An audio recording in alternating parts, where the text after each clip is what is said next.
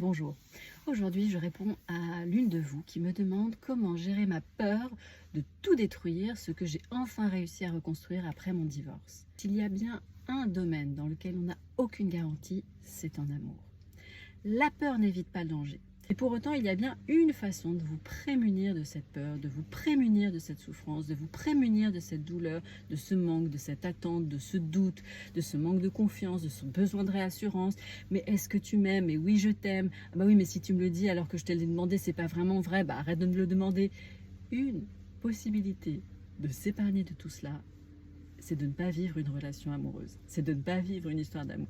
Car qui dit histoire d'amour dit forcément tous ces questionnements, tous ces doutes. Ce qui est déconcertant, c'est qu'on n'entre pas en amour comme on aborde un nouveau job, comme on se lance dans l'éducation des enfants, où là on sait que ça va être compliqué. On sait qu'il va y avoir des hauts et des bas. Une histoire d'amour, en général, on se lance, on est enivré, et cette ivresse, ça peut durer 3 jours, 3 semaines, 3 mois, maximum 3 ans.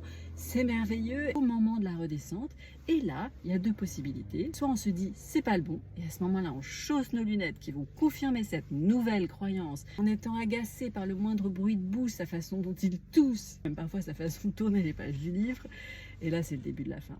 On peut aussi se demander, suis-je moi la bonne personne avec lui? Est-ce que je suis celle que je veux être à ses côtés?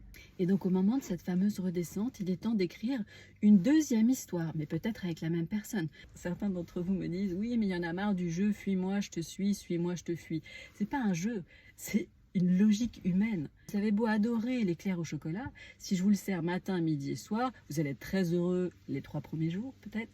Les 3 premières semaines, les 3 premiers mois, j'en doute. Le désir, étymologiquement, ça vient de desiderare, c'est-à-dire être face au manque d'étoiles.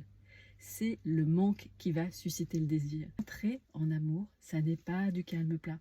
Il va y avoir des tempêtes, il va y avoir des réglages à faire sur les voiles, il va y avoir à étudier un peu plus la carte, il va y avoir parfois à virer de bord. Et puis parfois, c'est inévitable, il faut balancer le capitaine par-dessus bord. Mais ça n'est pas systématique.